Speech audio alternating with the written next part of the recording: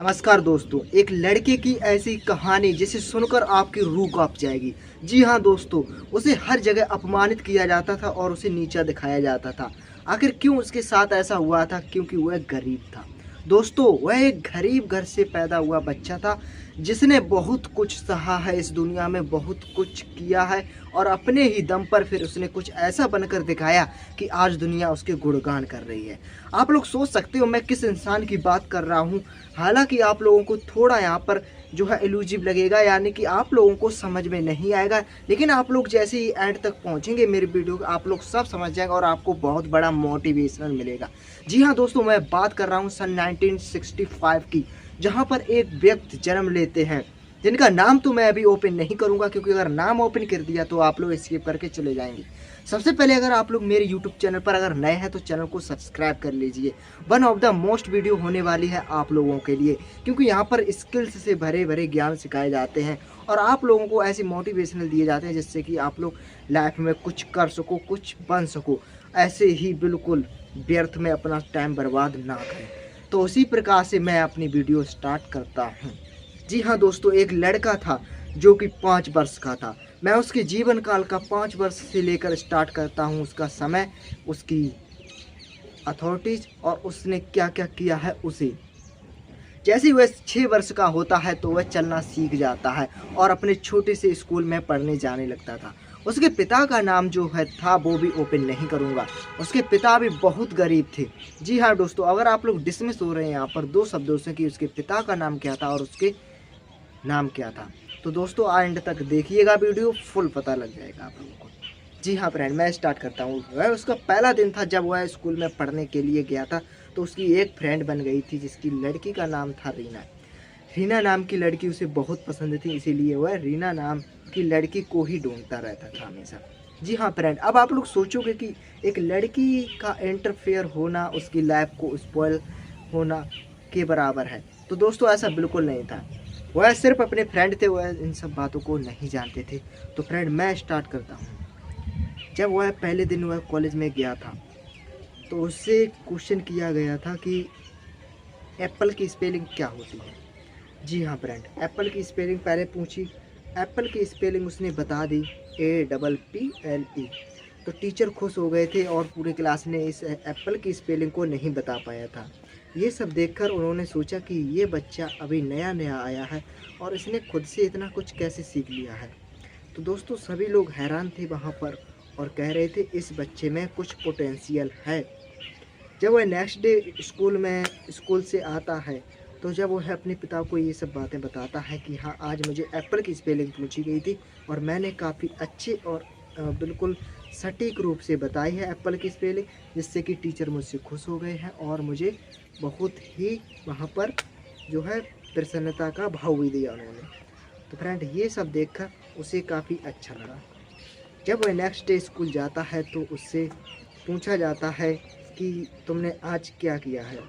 तो वह बोलता है कि मैं डेली नई बात सीखता हूँ, ये मेरे पिता ने कहा था, क्योंकि मेरे पिता का जीवन काल पूरा चला गया है और उन्होंने कोई अच्छा ज्ञान नहीं सीख पाया। आज वो एक किसान है इसीलिए। और दोस्तों उसने जब अपने टीचर के सामने कहा कि हाँ मैंने डेली एक प्रण किया है कि मैं डेली एक नई बात सीखूंगा, तो टीचर भी वहाँ पर भौचक्के के रह गए। कहा तुम बेटा डेली क्या क्या सीखते हो, क्या मुझे 2 दिन की आइडिया दे सकते हो। तो वह बच्चा बोलता है, सोचिए 6 वर्ष का बच्चा एक टीचर के समक्ष बोलता है, कहता है नंबर 1, मैंने पहले दिन संडे को जैसे ही मेरी छुट्टियां थी तैसे ही मैंने मेडिटेशन किया, यानी कि शांत रूम में बैठकर और सोचा। रूम तो उसके पास था नहीं, लेकिन वह अपनी झोपड़पट्टी को ही रूम समझता था। बैठकर मैंने सोचा कि कैसे अमीर बना जा सकता है। मेरे पिताजी हमेशा यही कहते हैं कि गरीब होना बहुत बड़ा गुनाह है इस दौर में। ठीक है दोस्तों, तो वहाँ पर वह सोचता है कि अमीर कैसे बना जा सकता है, क्या ऐसा करूँ।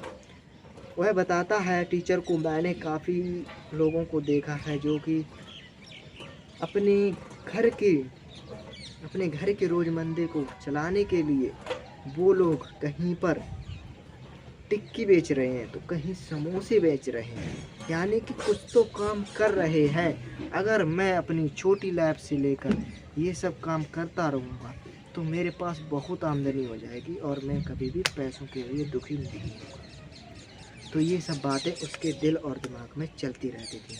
नेक्स्ट टाइम उसने बोला दूसरा स्टेप, पहला तो स्टेप उसे थोड़ा गलत लगा टीचर को कि हाँ ये जो है अलग रास्ते पर जा रहा है, ये कुछ बड़ा करना नहीं चाहता है। दूसरा उसका क्वेश्चन रहा था, मेरे पिता ने जो है जॉब नहीं ले पाई है, सरकारी जॉब नहीं पा पाई है, लेकिन मेरे पिता ने कहा बेटा तुझे IAS ऑफिसर बनना है, तुझे अभी से मेहनत करनी होगी।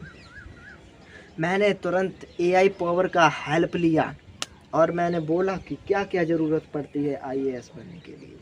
वहाँ पर सारे ऑप्शन आ गए। वह ऑप्शन उस टीचर को जो पेशेंस नहीं था उसने कहा क्या ऑप्शन हो सकते हैं, मैंने तो कभी नहीं ऐसा देखा। तुरंत जाता है घर से फ़ोन लेकर आता है, उसके पिता ने अपनी खेत को बेचकर फ़ोन उसे दिया था। उस फ़ोन में वह दिखाता है एक AI पावर का, जिसे ChatGPT बोलते हैं। उस पावर को उसने दिखाया तो वहाँ पर सारे शेड्यूल दिए थे जो कि उन्होंने पढ़ भी नहीं पाए थे एक टीचर ने। वह टीचर बहुत ही प्रसन्नता से बोलता है कि हाँ इस बच्चे के तो ख्वाब इतने बड़े हैं तो ये क्यों नहीं सक्सेस होगा। तो हाँ दोस्तों, वह सक्सेस ज़रूर होगा और उसकी जो स्किल्स हैं वो सबसे हट कर थी। जी हाँ दोस्तों, अब वह सोचता है कि मेरी इंटरमीडिएट क्लासेस कंप्लीट हो चुकी हैं, वो भी 80% के अप्रॉक्स मार्क्स से। 80% के मार्क्स से उस बच्चे ने अपनी जो है इंटरमीडिएट क्लास को ख़त्म किया, उत्तीर्ण किया। अब दोस्तों बारी आती है उसके ग्रेजुएशन की, लेकिन उसने ग्रेजुएशन को चूज़ ना करके वह सोचने लगा कि मुझे अब बिजनेस करना चाहिए, मेरे पास एक भी रुपए नहीं और मैं पढ़ाई में अपना पैसा खर्च कर रहा हूँ, क्यों ना मुझे कुछ करके दिखाना चाहिए। उससे पहले मैं आपको बताना चाहता हूँ उस रीना की कहानी को, जो कि उसकी लाइफ में काफ़ी इंटरफेयर कर रही थी। इंटरमीडिएट क्लास के बाद दोनों एक दूसरे से विचलित हो गए थे, एक दूसरे से दूर हो गए थे, लेकिन रीना एक अमीर घर से थी और जो लड़का था वो एक गरीब घर से था। जब एक बार वह लड़का उसके घर मिलने जाता है तो वहाँ की जो एनवायरनमेंट को देखता है, उसके घर को देखता है तो भौचक्का रह जाता है। कहता मैं झोपड़पट्टी में रहने वाला और ये महलों की रानी है, मेरा इसका साथ नहीं हो सकता है। तब तो उसे मालूम नहीं था इन बातों का, क्योंकि उसने कभी भी किसी के सामने खुद को इंसल्ट नहीं पाया था। अब दोस्तों उसके पिताजी कहते हैं ये गरीब लड़का कौन है, उसके कपड़ों को देखकर कहते हैं ये गरीब लड़का कौन है। लड़की बोलती है रीना कि ये मेरा पापा फ्रेंड है और इसकी और मेरी जो पढ़ाई वो है साथ साथ हुई थी और आज से लेकर बचपन से लेकर आज तक इंटरमीडिएट तक हम दोनों साथ साथ फ्रेंड हैं। वह तुरंत कहते हैं कि इस बच्चे का साथ छोड़ दो, इस लड़के का साथ छोड़ दो, ये तुम्हारे लेवल का नहीं है। और उसकी के सामने बोलते हैं उसके पिताजी। उसे बहुत शर्म महसूस होती है और उसने एक जिद बना ली थी कि अब मैं कभी भी रीना से मिलने नहीं जाऊँगा, ना बातें करूँगा ना कुछ। तो दोस्तों रीना बहुत हैरान थी, क्योंकि उसने जो पढ़ाई की है उसमें कभी ये नहीं सीखा कि अमीर और गरीब के साथ गलत व्यवहार करना चाहिए। लेकिन दोस्तों उसके पिता ने उसकी इंसल्ट जो की उसके दिल में लगी। अब दोस्तों नेक्स्ट टाइम जब वह जाता है अपने घर तो उसके पिताजी आते हैं एक जगह खरीदने के लिए, जिसमें वो ज़बरदस्ती जगह खरीद लेते हैं, वो भी उसी की लड़के की। लड़के के पापा बोलते हैं कि प्लीज़ मेरा यही रहने का घर है, आप मुझे यहाँ पर मत भगाइए मुझे यहाँ से। वो बोलते हैं मैं तुझे नई जगह दे दूँगा, तू लेकिन ये जगह खाली कर। तो रीना के पिताजी ने उस लड़के के पिता को बहुत ही अपमानित किया और उनकी जगह हड़प ली। हड़पने के बाद उन्हें एक कचड़े के पास जगह दे दी, जहाँ पर नाला कचड़ा सब कुछ पड़ा रहता था। अब लड़के ने सोचा कि मुझे बहुत कुछ करना था और लेकिन आज तक मैं कुछ नहीं कर पाया हूँ और मेहनत भी लगातार करता आया हूँ। तो दोस्तों अब देखिए वह लड़का क्या करता है। पढ़ाई के सहारे तो उसने अपना आधा जीवन निकाल लिया था। इसे आधा ही जीवन बोलेंगे, वैसे जीवन तो बहुत बड़ा है, लेकिन जब तक इंसान के हाथ पैर एक्टिव रहते हैं तब तक उसका जीवन माना जाता है। तो दोस्तों, उस लड़के ने कहा मैं बहुत बड़ा करूँगा और एक दिन इन्हें अपने सामने झुकाकर, अपने पिता के सामने झुकाकर ना दिखाया तो मेरा नाम भी एक मोटिवेशनल लड़का ने, यानी कि मैं उसका नाम अब भी हाइड किए हूँ, लास्ट में बताऊँगा। तो दोस्तों, उस लड़के ने क्या किया, वह देखता है कि डेली साबुन हर जगह उपयोग में लाए जाते हैं, हर जगह उपयोग में लाए जाते हैं, हर जगह। अब दोस्तों, उसके मन में बहुत बड़े बड़े सवाल उत्पन्न हुए कि ये साबुन बनते कैसे हैं, ये साबुन बनते कैसे हैं। दोस्तों, उसके पास ना कोई फैक्ट्री थी, ना कुछ था, ना वो बहुत ही गरीब था, सिर्फ घर चलाने के लिए कुछ पैसे थे। उसने क्या किया, उस कंपनी में गया जहाँ पर साबुन का निर्माण होता था, वहाँ पर काम किया और अब 4 साल तक लगातार काम किया। 4 साल तक अच्छी आमदनी वहाँ से उसने प्राप्त की और वहाँ के नॉलेज को भी सीखा कि कैसे ये बनते हैं। दोस्तों, बाज़ार से जाकर जितनी उसने कमाई की थी 4 साल में, उसमें से वह 3.5 रुपयों की जो है सोप खरीद के लाता है जो झाग उत्पन्न करते हैं। अब दोस्तों, उसके घर के पास बहुत नीम खड़े थे और उसने जो है नीम के पत्तियों को लेकर उनके निचोड़ को एक बड़े से कंटेनर में लाकर और उसे तैयार किया बहुत ही सरल तरीके से। फिर उसके बाद जो भी उसमें मटेरियल फ्लेवर पड़ते हैं उनको डाल दिया, खरीद कर लाया। उसका सारा रुपए उसी में चला गया था, लेकिन उसने एक खुद की अपनी कंपनी बना ली थी जहाँ पर उसकी ज़मीन थी, वहाँ पर उसका घर भी था, वहीं पर उसकी कंपनी भी थी। अब दोस्तों, उसके पास सब साधन थे, सब सीप्स थी जो कि जिनमें एक शेप दिया जाता है साबुन का।